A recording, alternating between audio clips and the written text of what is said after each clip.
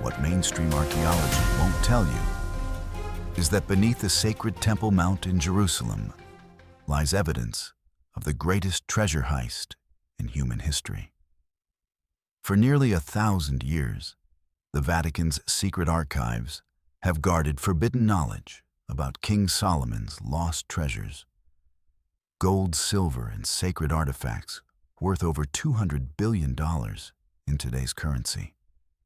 But here's what they don't want you to know. It wasn't the Romans who made off with Solomon's treasure. It was 9 French knights operating under papal blessing who spent decades excavating beneath the ruins of Solomon's temple during the Crusades. Tonight, we're going to expose the buried evidence, challenge the official narratives, and reveal how the Knights Templar discovered something so powerful that it changed the course of Western civilization forever. Join me as we uncover the truth they've been hiding for nearly a millennium. The Bible describes King Solomon's wealth in terms that stagger the imagination. According to 1 Kings chapter 10, verses 14 and 15, Solomon received 666 talents of gold annually. That's approximately 25 tons of pure gold every single year. But this was just his regular income from tribute and trade. The sacred objects housed within Solomon's temple represented the pinnacle of ancient craftsmanship and divine artistry. The golden menorah, described in Exodus chapter 25, stood 7 feet tall with 7 branches, each lamp flickering with sacred fire that was never allowed to die. This wasn't just any lampstand. This was the very symbol of God's presence on earth, crafted from a single piece of pure gold weighing over 100 pounds. Inside the Holy of Holies sat the Ark of the Covenant, overlaid with gold and topped by 2 15-foot-tall cherubim with outstretched wings. The mercy seat alone required enough gold to bankrupt most ancient kingdoms. 1 Kings chapter 7, verse 48 describes the golden table of showbread, where 12 sacred loaves were displayed before the Lord, and the golden altar of incense, where prayers were believed to rise directly to heaven. Solomon's personal treasures were equally astounding. His ivory throne, described in 1 Kings chapter 10, verse 18, was overlaid with pure gold and featured 6 steps each, guarded by golden lions. The throne room itself contained 200 golden shields each, weighing over 15 pounds of gold. According to 2 Chronicles chapter 9, every drinking vessel in Solomon's palace was made of gold. Silver was considered too common for the king's use. The wealth extended beyond the palace walls. Archaeological evidence from sites like Khirbet Qeiyafa and Tel Motza suggests that Solomon controlled vast trade networks stretching from Ophir, possibly modern-day Yemen or Somalia, to Tarshish in Spain. Ships returned laden with gold, silver, ivory, apes, and peacocks. The Queen of Sheba's visit, recorded in 1 Kings chapter 10, brought additional tribute of gold, precious stones, and spices in quantities never before seen. Conservative estimates place Solomon's total treasure at over $200 billion in today's currency. Yet here's what's truly astounding. Virtually none of this immense wealth has ever been found. The Temple Mount in Jerusalem, where Solomon's temple once stood, remains one of the most archaeologically restricted sites on Earth. Since 1967, when Israel gained control of the Old City, no major excavations have been permitted on the 35-acre platform. The official reason: religious and political sensitivities. But archaeologists whisper a different story. Dr. Eilat Mazar, who excavated the city of David for decades, once stated that whatever remains of Solomon's temple likely lies buried beneath the Temple Mount and may never see the light of day. The Temple Mount Sifting Project, which has painstakingly examined dirt illegally removed from the site, has found tantalizing fragments, pottery shards, bone fragments, and ancient coins, but nothing approaching the scale of treasure described in biblical accounts. In 2007, archaeologists announced the discovery of artifacts dating to the 8th through 6th centuries BCE, possibly the first physical evidence of human activity during the First Temple period. The findings included ceramic fragments, animal bones, and what appeared to be ritual objects. But before comprehensive analysis could be completed, the excavation was shut down. Official pressure, they were told. Security concerns. But here's what they don't want you to know about this treasure worth over $200 billion in today's currency. It didn't just vanish into thin air. Someone found it. Someone took it. And the evidence of who has been buried for nearly 1,000 years, hidden in plain sight beneath some of Europe's most sacred buildings. In the year 1199, 9 French knights arrived in Jerusalem with a peculiar mission. Led by Hugh de Payens, these men claimed they had come to protect Christian pilgrims traveling to the Holy Land. But their actions tell a very different story. King Baldwin II of Jerusalem granted these knights an unprecedented privilege. They could establish their headquarters directly on the Temple Mount in the Al-Aqsa Mosque. This wasn't just any location. This was believed to be the exact site where Solomon's temple had stood 1,000 years earlier. It was from this sacred ground that the knights took their full name, the poor fellow soldiers of Christ and of the Temple of Solomon. Here's what mainstream historians won't tell you for 9 years. These supposedly poor knights never recruited a single new member. They never escorted a single pilgrim. Instead, they spent every day digging beneath the Al-Aqsa Mosque, excavating tunnels and chambers that had remained sealed since the destruction of the Second Temple in 70 CE. Recent archaeological surveys have revealed an extensive network of tunnels and chambers beneath the Temple Mount. Some of these passages appear to have been carved during the Crusader period, exactly when the Templars occupied the site. In Jerusalem itself, many tunnels and chambers have been uncovered which appear to have been unopened since the time of Christ. The question isn't whether the Templars were digging, it's what they found down there. The transformation of the Knights Templar tells us everything we need to know. When Hugh de Payens returned to Europe in 1129, something remarkable had happened. These 9 supposedly impoverished knights had become wealthy beyond imagination. They received papal endorsement from Pope Innocent II, vast land grants across Europe, and donations that allowed them to build a network of commanderies, castles, and churches that spanned the known world. Within decades, the Knights Templar had established the first international banking system. Pilgrims could deposit money with Templars in Paris and withdraw the equivalent amount in Jerusalem.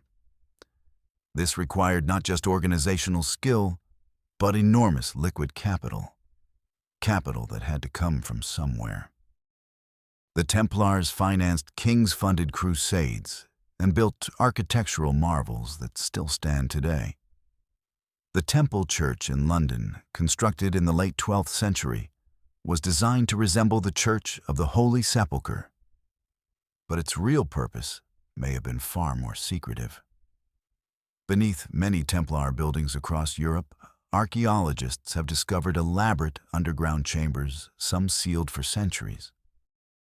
The speed of their expansion defies explanation through conventional means. Historical records show the Templars receiving donations, but nothing that could account for their massive liquid wealth. Trade revenues, agricultural income, and banking fees might explain sustainable operations, but not the initial capital that launched their empire. French archives contain references to Templar ships departing Marseille with mysterious cargo bound for their commanderies in England, Scotland, and Portugal. What was in those ships? Contemporary accounts describe heavy wooden chests that required multiple men to carry, transported under heavy guard and never opened in public.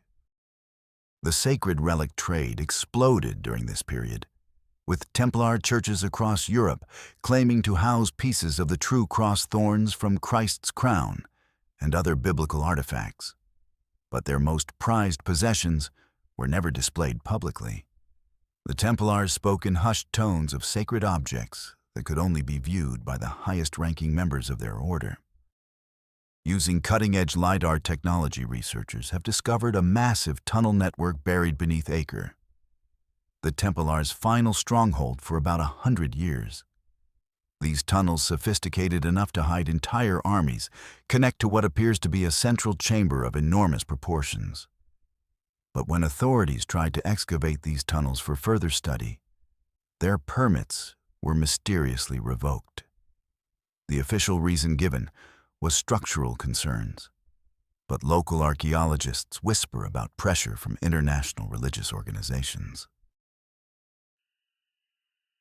The Temple Mount Sifting Project represents one of the most significant archaeological scandals of modern times.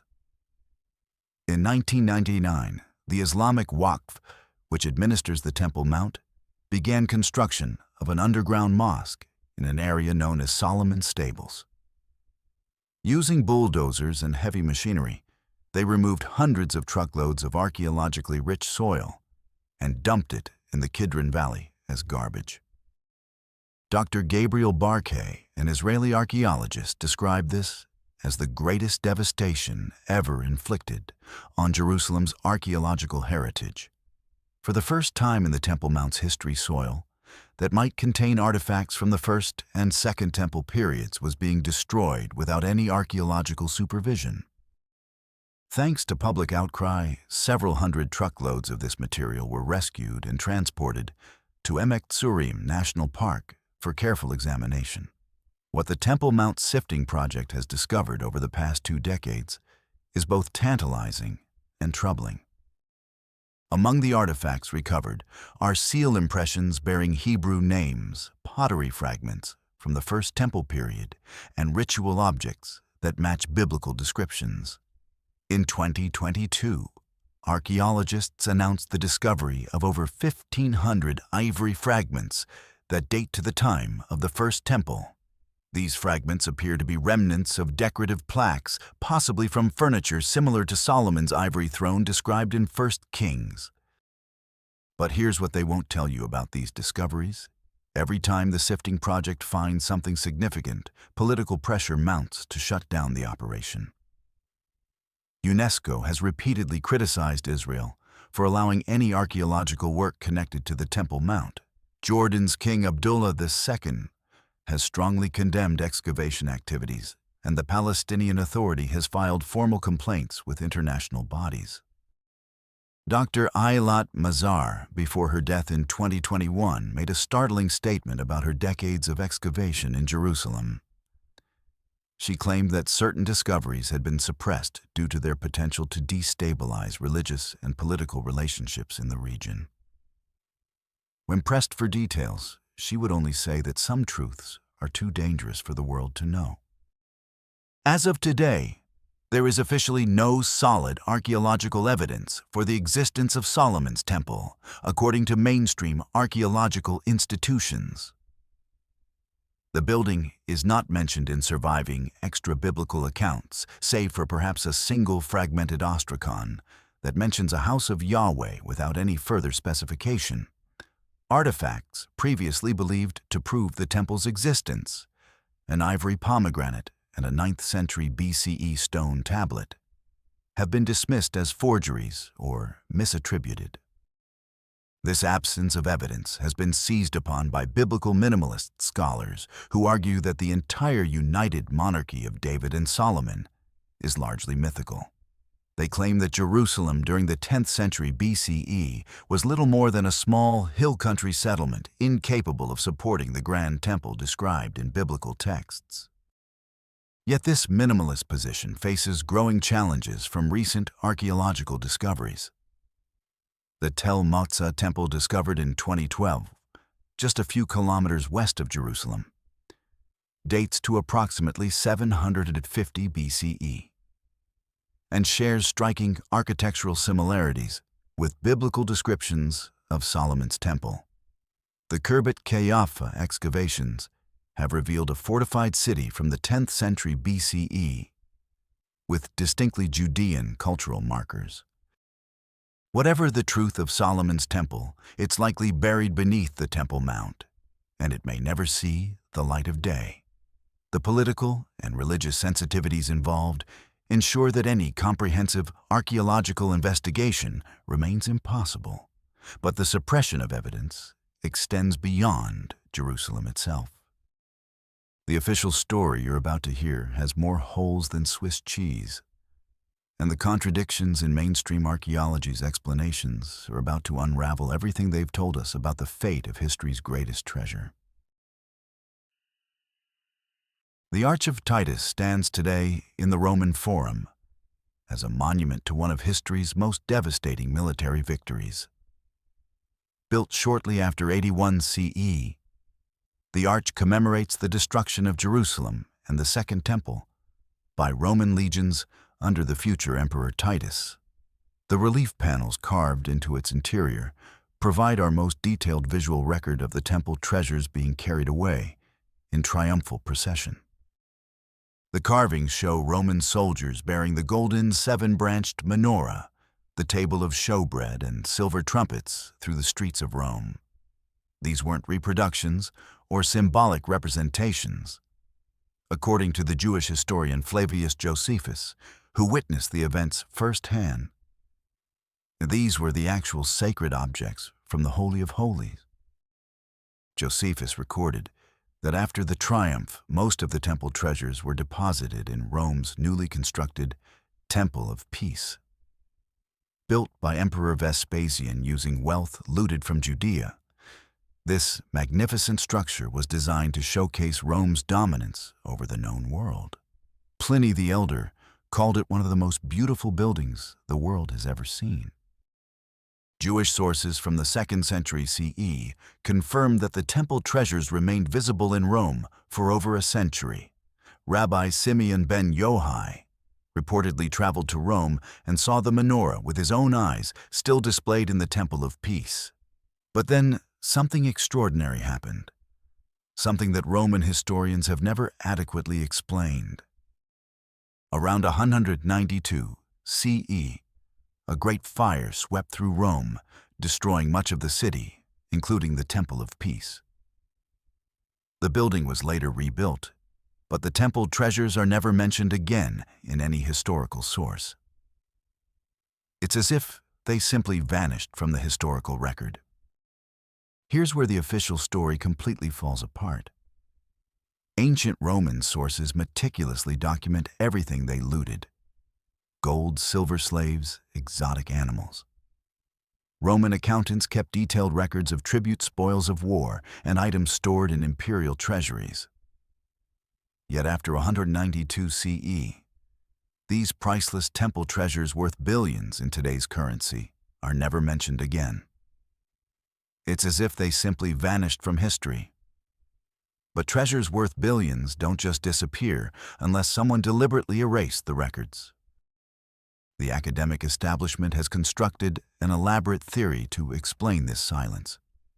Biblical minimalists argue that the minimalist view of Solomon's kingdom proves that the treasures never existed in the first place. Professor Israel Finkelstein of Tel Aviv University claims that David and Solomon were probably minor chieftains ruling over a small territory around Jerusalem, incapable of accumulating the wealth described in biblical texts.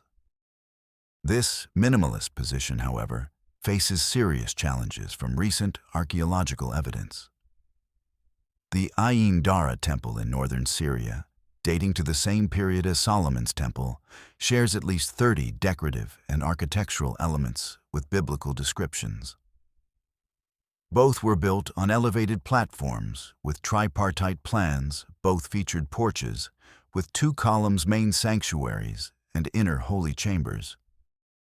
Biblical minimalism has been profoundly undermined by archaeological discovery, according to archaeologist Joseph Garfinkel, whose excavations at Khirbet Qeiyafa have revealed a sophisticated urban center from the 10th century BCE.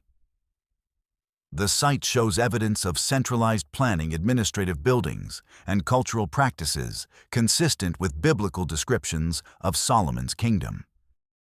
Yet, the minimalist-maximalist debate serves a convenient purpose. It distracts from more uncomfortable questions about what happened to the temple treasures after they reached Rome. If the treasures never existed, then no one needs to explain their disappearance. If Solomon's kingdom was mythical, then the Templars couldn't have found anything beneath Jerusalem. But Roman sources from before 192 CE are quite clear the treasures existed, they were real, and they were in Rome. The historian Dio Cassius mentions them. Josephus describes them in detail. Even Christian sources from the early centuries acknowledge their presence in the Temple of Peace. The sudden silence after 192 CE suggests something more deliberate than destruction by fire. Gold doesn't burn. Silver doesn't disintegrate. Precious stones don't vanish in flames. These objects, if they had been destroyed, would have left traces. Melted metal damaged gemstones, some physical evidence of their fate. Instead, we have complete silence. A silence that becomes even more suspicious when we consider what was happening in Rome during the late 2nd and early 3rd centuries. This was the period when Christianity was beginning to gain influence among Roman elites, when Christian bishops were establishing relationships with imperial authorities, when the foundation was being laid for what would eventually become the Catholic Church. Could someone have removed the temple treasures from Rome before the fire? Could they have been spirited away to a more secure location, one that would keep them safe from political upheavals and religious persecution? The complete absence of any mention of these priceless artifacts after 192 CE suggests that their disappearance was not accidental. It was planned. The Vatican's position on the temple treasures has remained remarkably consistent for over a century. They don't have them, they've never had them, and they don't know where they are. This denial might be more convincing if it weren't contradicted by numerous eyewitness accounts, historical documents, and the Vatican's own suspicious behavior whenever the subject is raised. There are several people alive today who can personally attest to being eyewitnesses of the Vatican possessing temple vessels, including the Menorah candelabra. The most famous of these accounts comes from Rabbi Yitzchak Bokovza of Tripoli, Libya, who recorded in his work Beit Halachmi Distau that during a visit to Rome for a wedding, he met with the Pope, who took him into the Vatican and showed him the vessels of the Second Temple. In 1962, according to multiple sources, a rabbi was secretly invited into the Vatican's restricted archives.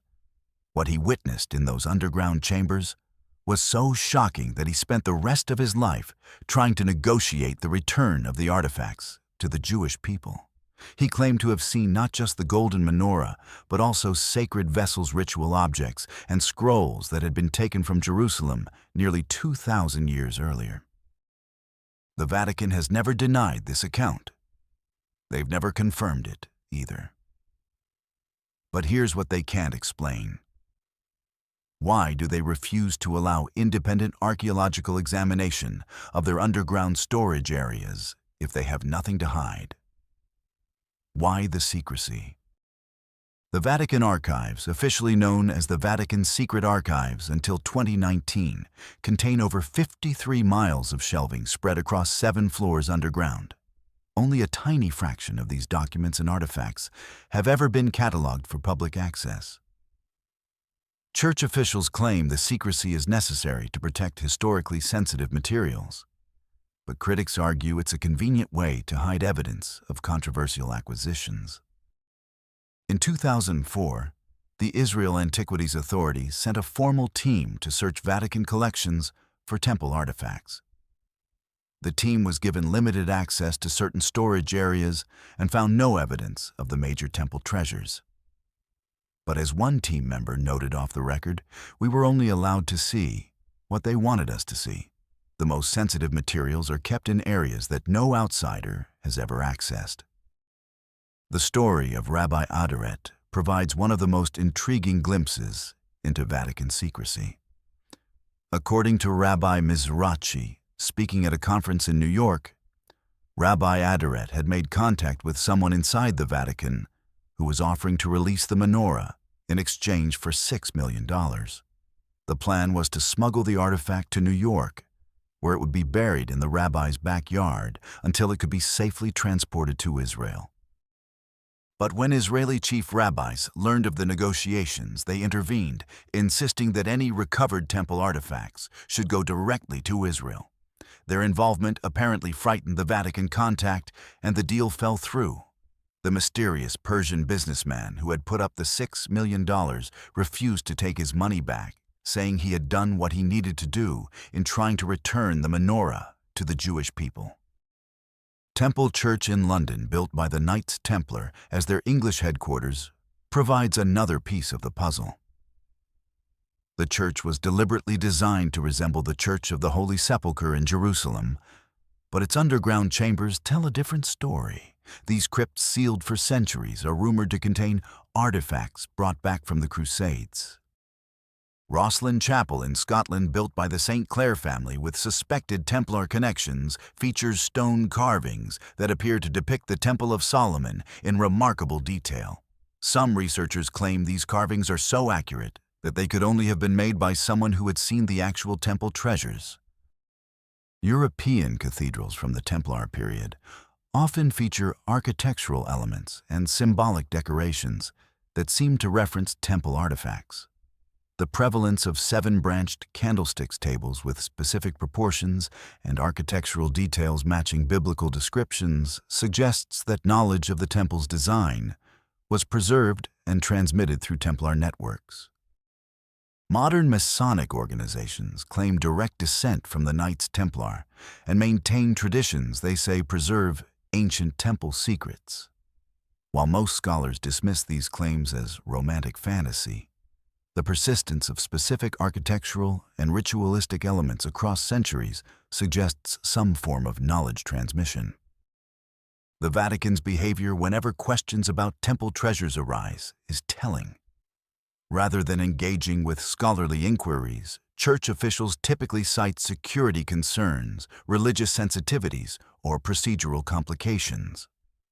They've never opened their most secure storage areas to independent investigation, never released comprehensive catalogs of their archaeological holdings, and never provided satisfactory explanations for the historical gaps in their acquisition records. In 1962, a rabbi was secretly invited into the Vatican's restricted vaults. What he saw there would haunt him for the rest of his life. He claimed to have touched the actual menorah from Solomon's temple. The Vatican has never denied this story. They've never confirmed it either. But here's what they can't explain. Why do they refuse to allow independent archaeological examination of their underground chambers? The academic community's treatment of temple treasure research reveals a pattern of self-censorship that extends far beyond normal scholarly caution. Researchers who pursue these topics too aggressively often find their funding mysteriously cut, their publications rejected by major journals, and their career prospects permanently damaged. As the recent toilet discovery demonstrates, any find related to Jerusalem's biblical millennium is sure to make its way into Israeli newspapers and international outlets. This coverage can elicit vital donations for excavations, but it also attracts the kind of attention that makes certain powerful interests very nervous. Dr. Eilat Mazar's excavations in the city of David were repeatedly threatened with shutdown due to political pressure. Her discoveries of what she claimed were remnants of King David's palace generated international headlines, but also fierce opposition from Palestinian authorities, UNESCO, and even some Israeli officials who feared the political implications of confirming biblical accounts. The funding structure of biblical archaeology creates inherent conflicts of interest. Many excavations depend on donations from religious organizations, private collectors, or politically motivated foundations. This financial dependence makes it difficult for researchers to publish findings that might contradict their sponsors' beliefs or interests.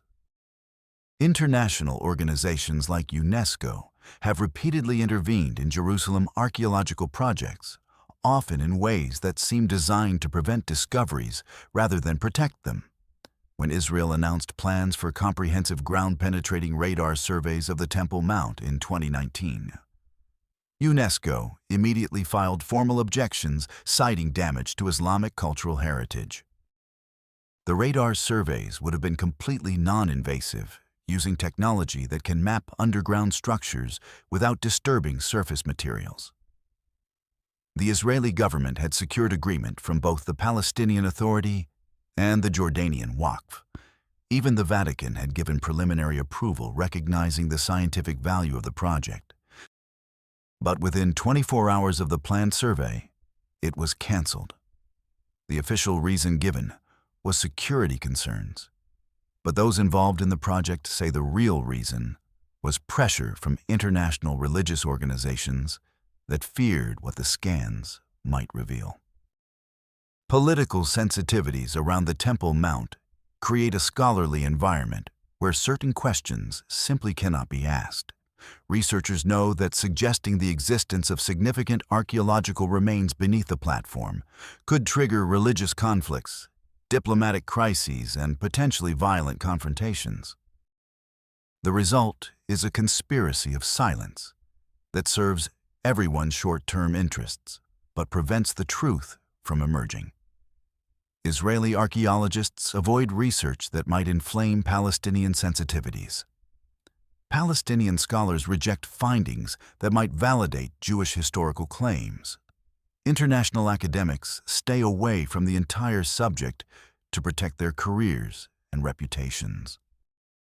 Career-ending discoveries are a real phenomenon in biblical archaeology.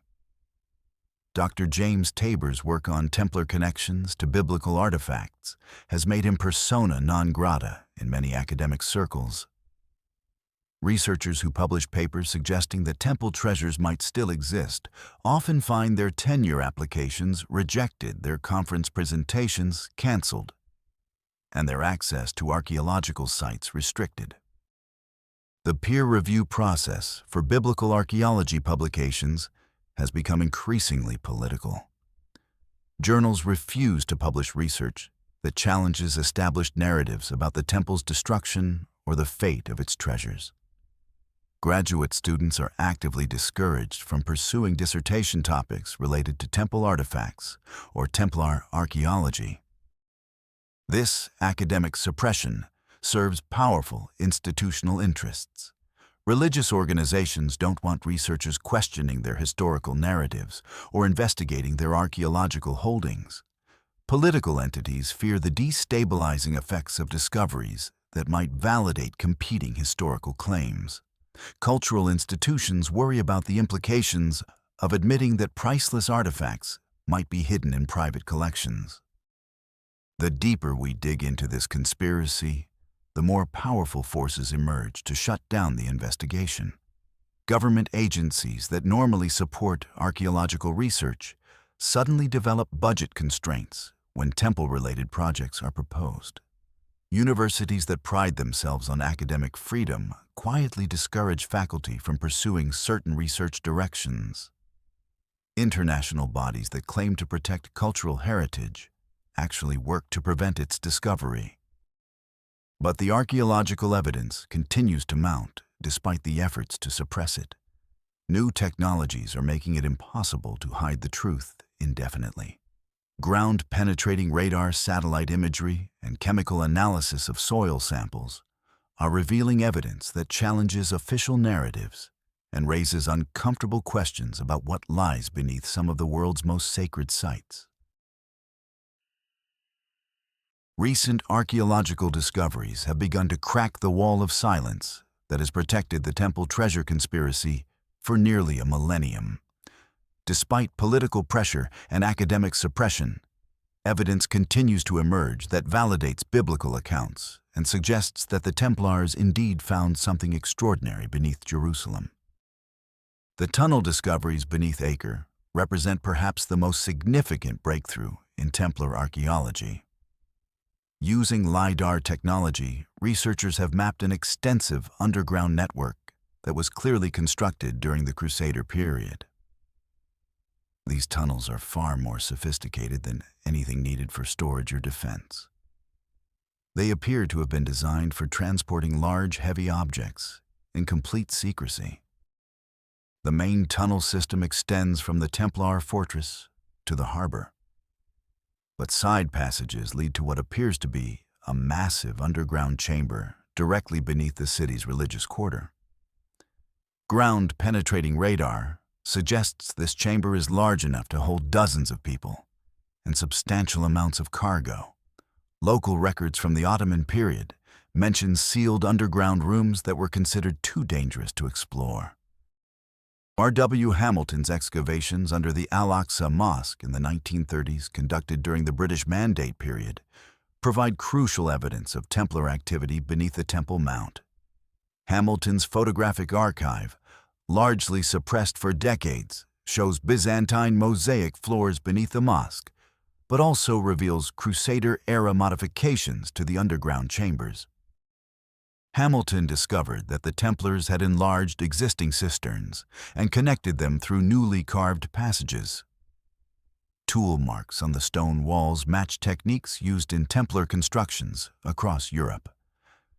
Most significantly, Hamilton found evidence that large objects had been dragged through these passages. Grooves in the stone floors suggest the movement of heavy wooden chests or stone containers.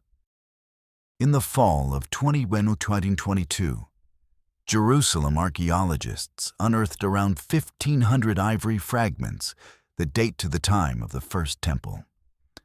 These fragments appear to be remnants of decorative plaques that once adorned furniture of extraordinary quality, possibly including items similar to Solomon's ivory throne described in 1 Kings chapter 10.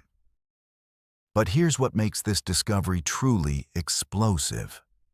The ivory fragments show signs of deliberate removal, as if someone had carefully stripped them from their original settings.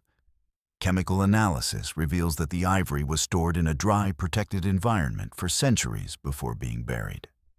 This suggests the fragments weren't destroyed during the Babylonian conquest, but were preserved and later hidden by someone who knew their historical significance. The Tel Matzah temple discovery, announced in 2012, has profound implications for understanding the scope of temple treasure. This 9th century BCE temple, located just a few kilometers west of Jerusalem, shows that sophisticated religious centers with valuable artifacts existed throughout the region during the First Temple period. If a secondary temple contained objects of such quality, the central temple in Jerusalem must have housed treasures of unimaginable value. Hirbet Kayaffa, excavated by Joseph Garfinkel, has yielded pottery models of ancient temples, including one that matches biblical descriptions of Solomon's temple with startling accuracy. These models suggest that the temple's design was standardized and well known throughout the region, supporting the authenticity of biblical architectural descriptions. The DNA evidence represents perhaps the most scientifically rigorous validation of biblical accounts to date. Ancient Israelite DNA from the First Temple period has been extracted from 2 individuals whose remains were found in a family tomb west of Jerusalem, dating to around 750–650 BCE. This genetic material proves that a sophisticated urban population existed in Jerusalem during the time when Solomon's temple would have been functioning. Carbon-14 dating of organic materials from temple period sites consistently supports biblical chronology, contradicting minimalist claims that Jerusalem was sparsely populated during the 10th century BCE. pollen analysis from the Temple Mount area shows evidence of extensive construction and human activity during the relevant periods. In 2022, archaeologists made a discovery that changed everything. Deep beneath Jerusalem, they found 1,500 ivory fragments from Solomon's era, the first physical proof that the biblical accounts were accurate. But here's the terrifying part: when they tried to excavate further, armed guards appeared and shut down the dig. Someone doesn't want us to know what else is down there. The suppression of archaeological evidence has become increasingly desperate. Research teams that get too close to significant discoveries find their excavation permits revoked without explanation. Graduate students working on temple-related dissertations are pressured to change their topics. International conferences refuse to include papers that challenge official narratives about the temple's destruction. Most revealing is the pattern of discoveries that are announced with great fanfare and then quietly forgotten. The 2007 Temple Mount artifacts discovery made international headlines for exactly 1 week before disappearing from media coverage. The researchers involved were transferred to other projects and discouraged from discussing their findings publicly. Private collectors and antiquities dealers whisper about objects that match biblical descriptions of temple artifacts. These items appear periodically in underground markets, always with suspicious provenance, and always quickly disappearing into private collections. The Israel Antiquities Authority has compiled a secret database of potentially significant artifacts that have appeared in illegal markets, but this information is not shared with researchers or the public. Ground-penetrating radar surveys of sites across Jerusalem have revealed numerous underground chambers that appear to date from the Temple period. Many of these chambers show evidence of human activity well after the supposed destruction of the temple, suggesting that some areas were accessed and used for storage during later periods, possibly including the Crusader era. The morning of Friday, October 13th, 1307, marked one of the most dramatic moments in medieval history. Across France, King Philip IV's agents simultaneously arrested every Knight Templar they could find. The charges were heresy, blasphemy, and idol worship. But the real motivation was financial. Philip desperately needed the Templars' wealth to fund his wars and pay his debts. What Philip didn't anticipate was that the Templars had been warned. Despite the supposed secrecy of the operation, 18 Templar ships slipped out of La Rochelle harbor under cover of darkness on the night of October 12th. These vessels carried the most precious cargo in human history, and they vanished without a trace. Several Templar ships, including the treasure ship, hurriedly left La Rochelle as members of the Templar Order were being rounded up, tortured, and burned alive across Europe. French naval records from the period show that a substantial fleet departed the Atlantic coast during the arrest period, but their destinations were never officially recorded. Contemporary accounts describe the loading of these ships as frantic and secretive. Heavy wooden chests required multiple men to carry, and the loading was done exclusively by Templar knights rather than hired dock workers. Local witnesses reported that the ships sat low in the water, suggesting enormous weight, and that armed guards prevented anyone from approaching the vessels. The Templar fleet's escape route has been the subject of speculation for centuries. Some researchers argue they sailed to Scotland, where Robert the Bruce had been excommunicated by the Pope, and might have welcomed powerful allies with substantial resources. The timing is suggestive.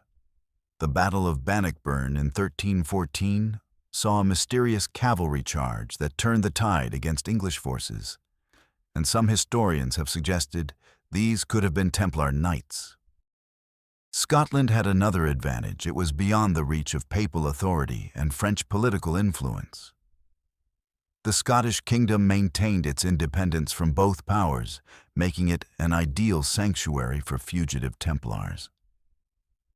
Archaeological evidence from several Scottish sites, including Rosslyn Chapel, suggests Templar influence in architectural and symbolic elements. Portugal offers another possibility. King Dinis III of Portugal initially refused to suppress the Templars, and when papal pressure became too intense, he simply renamed them the Order of Christ. This continuity suggests that Portuguese Templars maintained their organizational structure and possibly their treasures.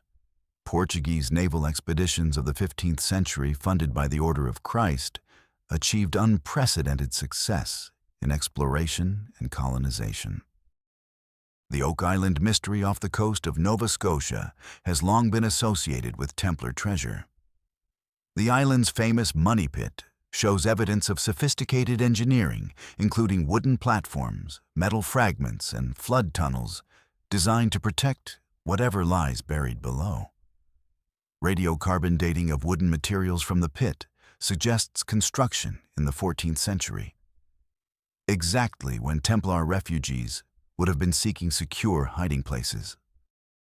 Oak Island's proximity to Scotland and its geological suitability for creating secure underground storage make it an ideal candidate for Templar treasure burial.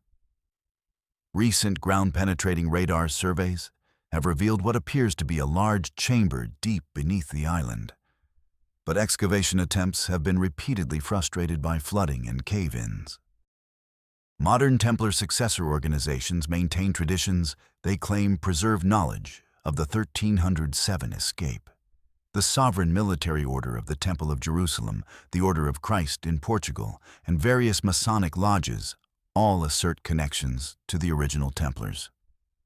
While most historians dismiss these claims as romantic fantasy, the persistence of specific details across multiple organizations suggests some form of authentic knowledge transmission. The financial records tell their own story. Templar commanderies across Europe had been systematically emptying their treasuries in the months before the arrests. Gold and silver from dozens of locations had been consolidated and transported to port cities. This wasn't random looting. It was a coordinated evacuation operation that required advanced planning and inside knowledge. On October 13th, 1307, King Philip IV of France ordered the arrest of every Knight Templar in his kingdom. But the night before 18, Templar ships fled from La Rochelle harbor under cover of darkness. These ships carried the greatest treasure in human history, and they were never seen again. Recent underwater archaeological surveys have found evidence of these ships' routes. The question is, where did they make landfall? Medieval chronicles from England, Scotland, and Ireland record unusual ship arrivals during the winter of 1307-1308. These vessels flew no flags, declared no cargo, and paid no customs duties. Local authorities were apparently instructed to allow them safe passage without inspection. This level of coordination suggests high-level political protection for the Templar refugees. The Templars' knowledge of navigation and international trade routes gave them options unavailable to other medieval organizations. Their banking network had provided detailed knowledge of Atlantic coastlines, safe harbors, and political situations across Western Europe. They had also developed relationships with local nobles and church officials who might have been willing to provide sanctuary in exchange for financial compensation. Chemical analysis of metal objects found at various European sites has revealed alloys consistent with Middle Eastern origins, suggesting that precious metals from temple artifacts might have been melted down and reused in later constructions. Several church artifacts from the 14th century show unusual gold purity levels that match descriptions of temple treasures. The geographical distribution of post-1307 Templar legends correlates strongly with known Atlantic shipping routes. Stories of mysterious treasures buried by knights appear in coastal regions of Portugal, Spain, France, England, Scotland, and Ireland. This pattern suggests that multiple Templar ships reached different destinations, distributing their cargo across numerous secure locations. The suppression of temple treasure research has intensified dramatically in the 21st century, utilizing sophisticated methods that make academic and archaeological censorship nearly invisible to the public. Government agencies, religious institutions, and international organizations have coordinated efforts to prevent discoveries that might destabilize established historical narratives. Modern excavation restrictions around historically significant sites have become virtually insurmountable. The Temple Mount remains off-limits to serious archaeological investigation, despite technological advances that could provide answers without disturbing surface structures.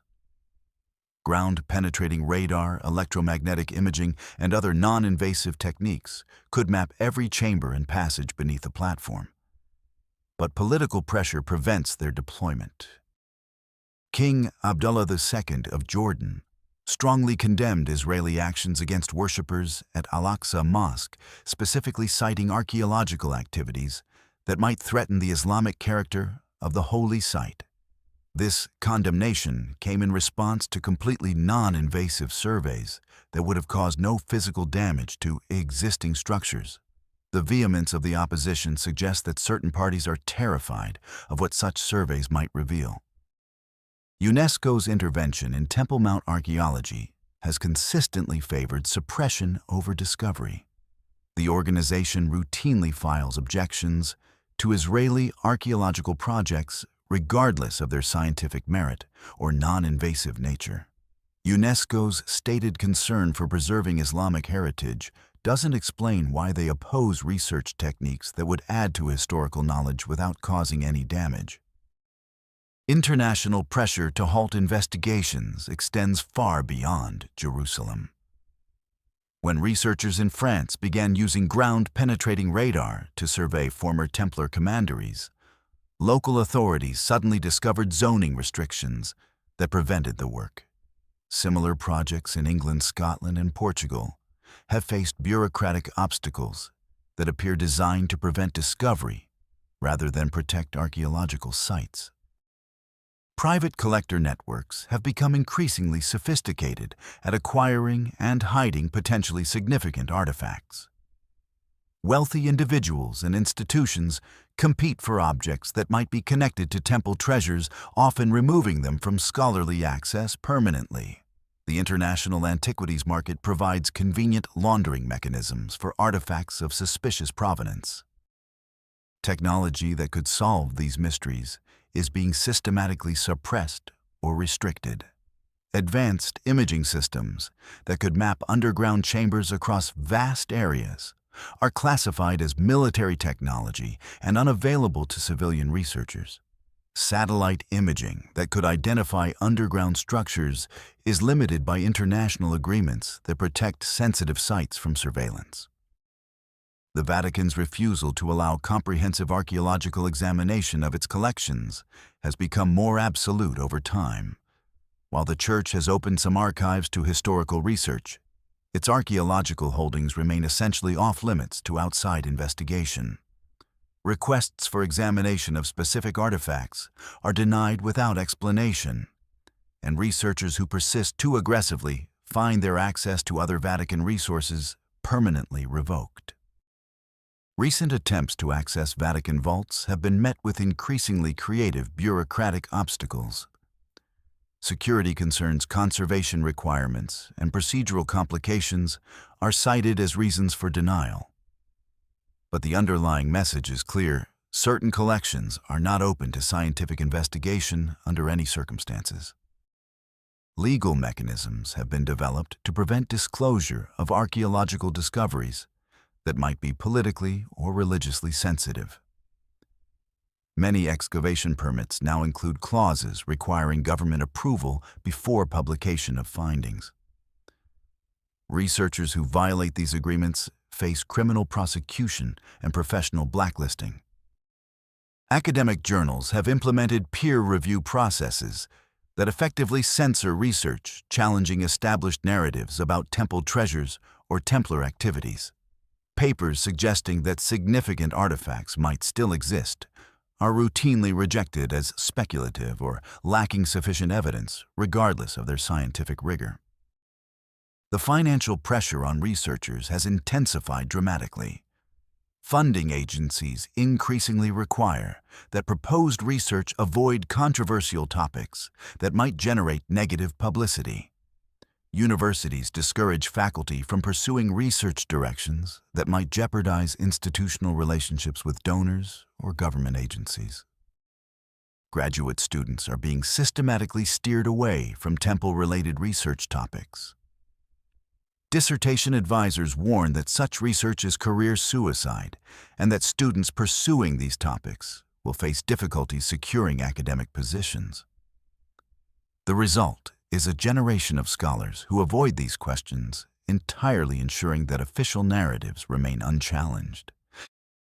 In 2019, a team of archaeologists developed ground-penetrating radar technology that could map every chamber beneath the Temple Mount without disturbing the surface.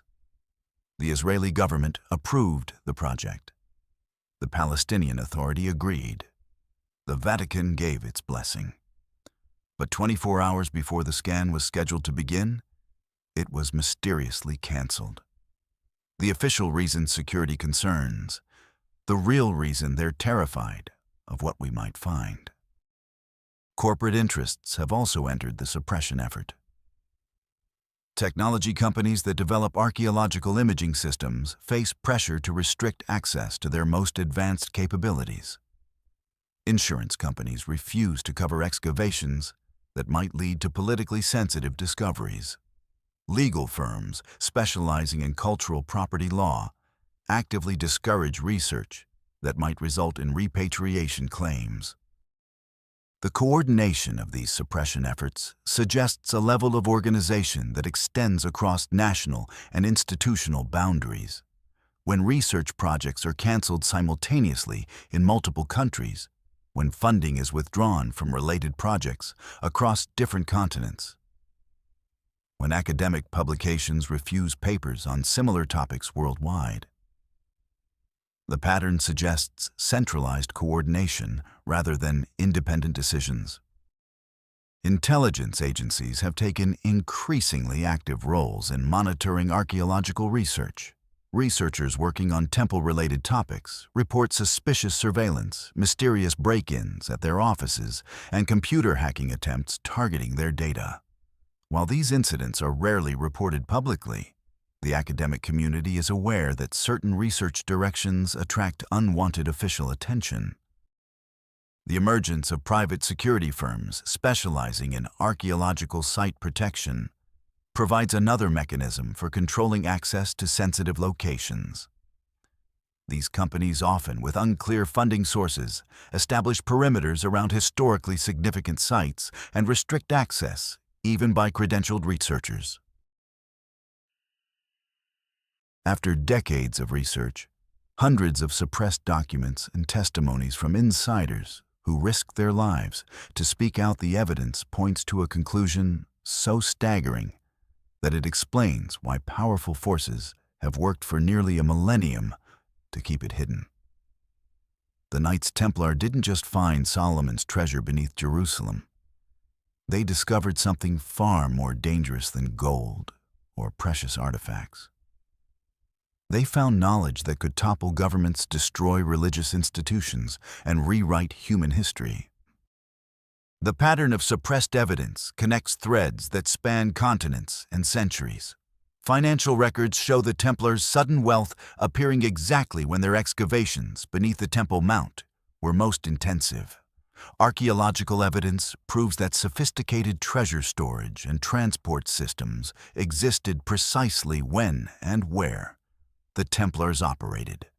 Historical documents confirm that priceless artifacts vanished from Roman custody at exactly the time when early Christian institutions were gaining power and influence. The financial trail from the Templars to the Vatican reveals a continuous flow of wealth and artifacts, that has never been adequately explained by conventional means. Templar commanderies systematically transferred their holdings to church custody during the order's suppression. Many of these transfers were documented as spiritual donations rather than sales or seizures, suggesting voluntary cooperation rather than confiscation. Architectural analysis of Vatican construction projects during the 14th and 15th centuries reveals sudden access to unprecedented quantities of gold and precious materials. The timing correlates perfectly with the Templar suppression and the alleged transfer of their treasures to church custody. Building projects that should have bankrupted the papal treasury were completed with ease, funded by sources that were never publicly disclosed. What the evidence really suggests about the treasure's location is both simple and terrifying. It never left Christian institutional control. The temple treasures weren't lost, stolen, or destroyed. They were systematically transferred from Templar custody to Vatican custody as part of a carefully orchestrated plan to preserve them under ultimate church authority.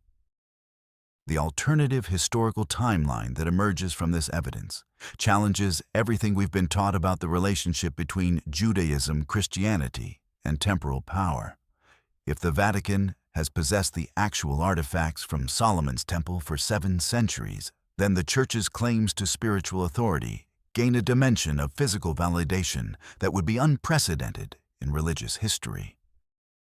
But this revelation carries dangers that explain the desperate suppression efforts.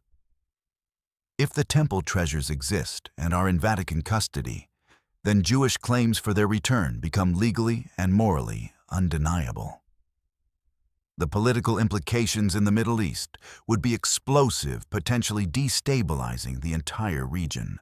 Religious implications would be equally dramatic, validating biblical accounts in ways that could fundamentally reshape interfaith relationships. The power structures protecting this secret extend far beyond any single institution or government. The stability of international religious relationships, Middle Eastern political arrangements, and global financial systems could all be threatened by public revelation of the temple treasure's true location and custodianship. Modern implications extend into contemporary geopolitics in ways that make continued suppression a matter of international security. If Jewish religious artifacts of incalculable value are proven to be in Christian institutional custody, the resulting diplomatic crisis could destabilize relationships between Israel and Western powers. The legal framework for repatriation of cultural property could force the Vatican to surrender artifacts that represent the foundation of its historical claims to religious authority. Technology solutions that could resolve these questions definitively are being systematically suppressed because the answers they would provide are too dangerous for current political and religious arrangements. Advanced imaging systems could prove or disprove the presence of significant artifacts in Vatican storage areas within hours. Chemical analysis could verify the authenticity and provenance of suspected temple artifacts beyond any reasonable doubt. But these technologies remain locked away or restricted to military applications because their deployment would force answers to questions that powerful institutions desperately want to keep unresolved. The perpetual mystery serves everyone's interests except those of historical truth and cultural justice. Recent technological developments have made continued suppression increasingly difficult.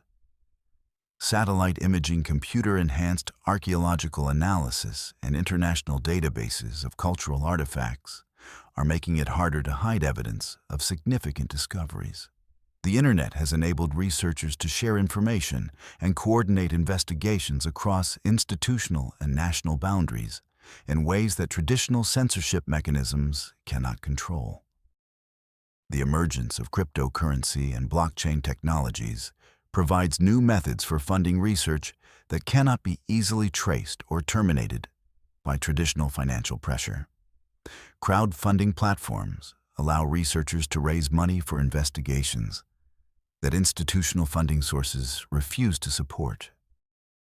Whistleblower protection laws in various countries have emboldened insiders to share information about suppressed archaeological discoveries and institutional cover-ups. Digital encryption allows secure communication between researchers who fear surveillance or retaliation for pursuing forbidden topics. The conspiracy continues today because the stakes have only grown higher over time. In 1307, the suppression of Templar discoveries was a matter of religious and political authority within medieval Europe. Today, public revelation of the temple treasure's location could trigger international legal proceedings, diplomatic crises, and religious upheavals that would reshape global relationships.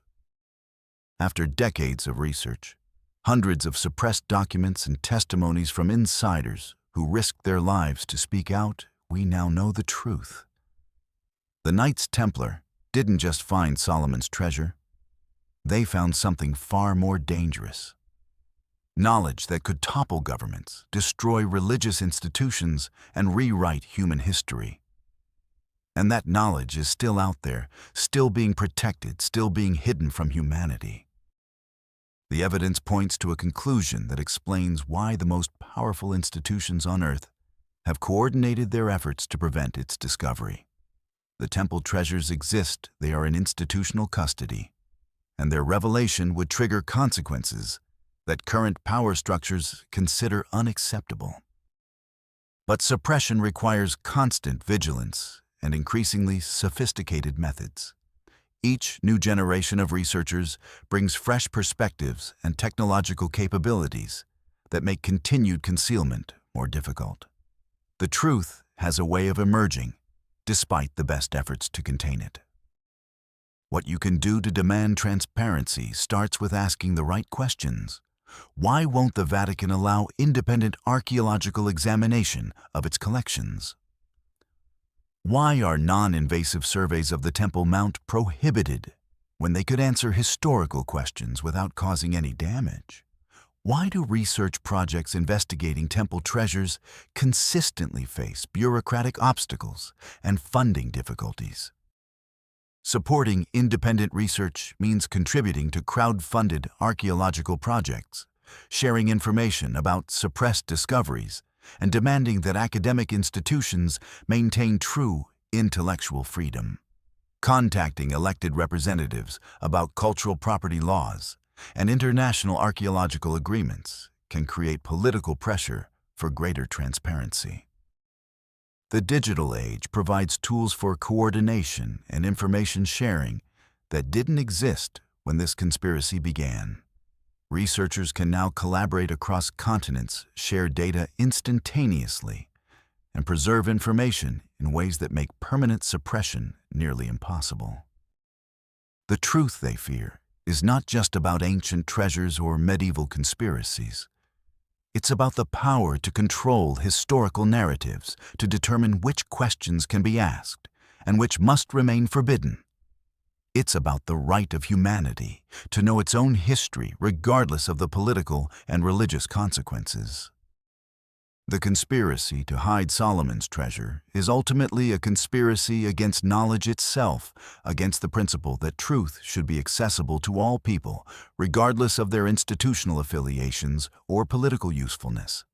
Breaking this conspiracy requires not just archaeological discovery, but a commitment to intellectual freedom that transcends the comfortable arrangements that have protected these secrets for nearly 1,000 years. The treasure is real, the suppression is ongoing, and the truth is closer than they want you to believe. What we've uncovered today represents just the beginning of a story that spans nearly 3 millennia and touches the highest levels of religious, political, and academic power. The evidence we've examined, from biblical accounts worth over $200 billion to archaeological discoveries that are systematically suppressed, points to a conspiracy so vast and enduring that it challenges our fundamental assumptions about history, religious authority, and the control of knowledge. We've seen how King Solomon's treasures, meticulously documented in biblical sources and validated by emerging archaeological evidence, disappeared from the historical record in ways that suggest deliberate concealment rather than accidental loss. We've traced the Knights Templars' 9-year excavation beneath the Temple Mount and their sudden transformation from impoverished knights to Europe's most powerful financial institution. We've examined the Vatican's impossible denials and the growing body of eyewitness testimony that contradicts official statements about their archaeological holdings. Most significantly, we've documented the systematic suppression of research, the political pressure that halts investigations, and the technological solutions that could resolve these mysteries, but remain deliberately unutilized. The pattern of evidence suggests that the temple treasures not only survive, but remain under institutional control, hidden from public knowledge to protect arrangements of power that have endured for nearly a millennium. What we still don't know represents the greatest archaeological and historical mystery of our time. The exact location of treasure, caches the full contents of Vatican storage areas, the complete extent of Templar discoveries, and the activities of modern successor organizations remain shrouded in secrecy, protected by the most powerful institutions on Earth. But the suppression cannot continue indefinitely. Technology advances daily, making concealment more difficult and expensive. International legal frameworks for cultural property repatriation grow stronger each year. Public interest in historical transparency increases as traditional authority structures face growing skepticism. Your mission in this search for truth begins with rejecting the official narratives that have protected this conspiracy for centuries. Question why certain archaeological sites remain off-limits to investigation. Demand explanations for the bureaucratic obstacles that consistently block research into temple treasures. Challenge academic institutions to maintain true intellectual freedom rather than avoiding politically sensitive topics. Support independent research by contributing to crowd-funded archaeological projects that cannot be controlled by traditional funding sources. Share information about suppressed discoveries through digital platforms that cannot be easily censored. Contact elected representatives about the need for greater transparency in international cultural property agreements. Most importantly, maintain skepticism about any official explanation that relies on claims that certain questions should not be asked or certain investigations should not be pursued. The principle that truth should be accessible to all humanity supersedes the comfort of institutional arrangements that benefit from ignorance. The technologies exist today to resolve these mysteries definitively. Ground-penetrating radar could map every chamber beneath the Temple Mount without disturbing a single stone. Chemical analysis could verify the authenticity of suspected temple artifacts beyond any reasonable doubt. Satellite imaging could identify underground storage facilities across multiple continents. These technologies remain unused, not because of technical limitations or financial constraints, but because powerful interests fear the answers they would provide. Breaking this technological suppression requires public pressure that makes continued concealment more costly than revelation. The digital age provides unprecedented opportunities for coordination among researchers who refuse to accept official limitations on their investigations. Encrypted communication networks allow secure collaboration across institutional and national boundaries. Blockchain technologies enable funding mechanisms that cannot be easily terminated by traditional financial pressure. Next week, we'll begin our investigation into an even more dangerous artifact: the Ark of the Covenant. Recent discoveries suggest that this most sacred of objects didn't disappear during the Babylonian conquest, but was hidden by priests who foresaw the coming destruction. The trail of evidence leads through hidden chambers beneath Jerusalem, secret monasteries in Ethiopia, and intelligence agency operations that continue to this day. The Ark represents not just religious symbolism, but potentially physical evidence of technologies that could revolutionize our understanding of ancient civilizations and divine intervention in human history. The suppression surrounding Ark research makes the temple treasure conspiracy look like amateur hour by comparison. Subscribe now and join our community of truth seekers who refuse to accept that certain knowledge should remain forever hidden. Together, we're building a movement that demands transparency, challenges suppression, and insists on humanity's right to know its own history. The treasures of Solomon's temple represent more than gold and precious artifacts.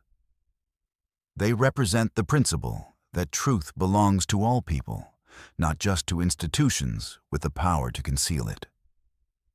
Your participation in this investigation helps ensure that these secrets cannot remain hidden forever. The conspiracy is real. The suppression continues. But the truth is emerging, and your voice matters in determining how quickly justice will be served. Share this investigation, support independent research, and never stop asking the questions they don't want you to ask. The greatest treasure isn't gold or silver, it's knowledge itself. And that treasure belongs to all of us.